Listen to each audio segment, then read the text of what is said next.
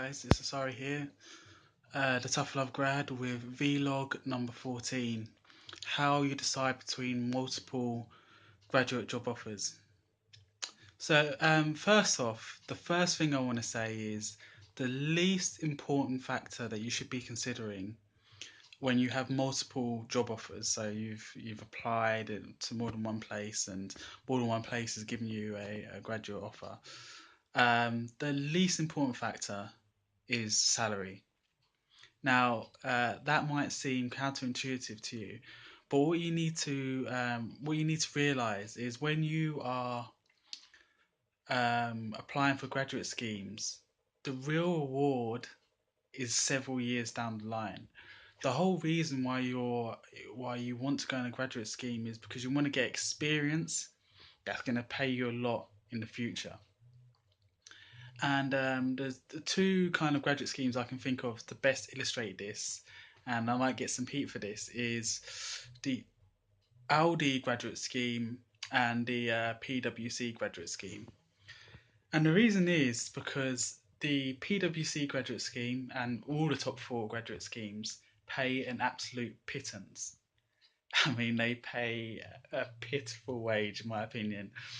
But the fact is, if you complete 3 years with a big four firm, when you're finished, your earning potential absolutely skyrockets. You could really move into most industries in the financial services sector.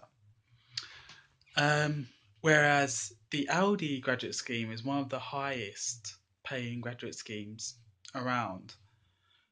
And but when you finish that graduate scheme, all you can really do is be a retail manager, which is fine if that's what you want to do. If you want to be a retail manager, fair enough. But if you don't, if you want to go into something else, if you want to be, I don't know, some kind of manager in another industry, you've not got many options if you've completed the Audi graduate scheme, even though it's paid you a lot at the beginning. What you really want to be looking at is what are my exit opportunities? That has to be the number one factor that you consider when you're deciding between multiple job offers. So a great example is when I went to the FCA, I had another graduate job offer at the same time, which actually, when you considered the travel costs and a few other costs, would have been paying me more than what the FCA initially offered me. But the fact was, with that other graduate scheme, there was very few exit opportunities. I could only really work in that industry, in that specific role, and I wouldn't have been able to move too much.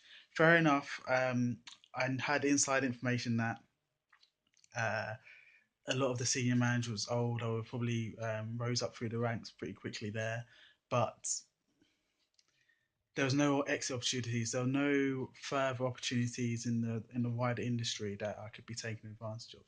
Whereas if the FCA, when I finish up at the FCA, I've been able to go into consulting and make quite a good living from that. So then that's the number one factor you need to consider is when I finish this graduate scheme, what can I do? What are my options? And I'm probably going to do a series of videos on different industries and different roles and what you can expect when you finish those roles. But for now, you should be doing your own research and looking into what the people who work here and do this role, what do they go on to do. And the second factor, and there's only really two factors I think that you really should be considering, and the second factor relates to the first factor anyway, and that really is what qualifications am I going to gain while I'm doing this graduate scheme. Um, as you guys know, many graduate schemes give you an opportunity to complete a professional qualification at the same time, and some graduate schemes um, will different, even if they're in the same industry, they'll differ in the actual qualification they offer.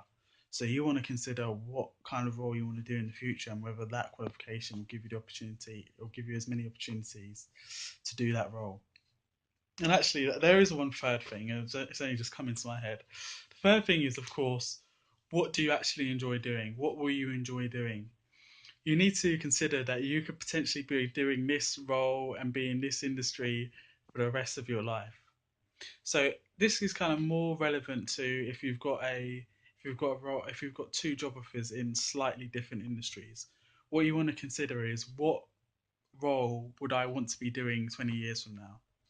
If you were told that whichever role you took, you'd have to do 20 years from now, which one would you take? And that's what you really want to consider, along with the exit opportunities, along with the qualification.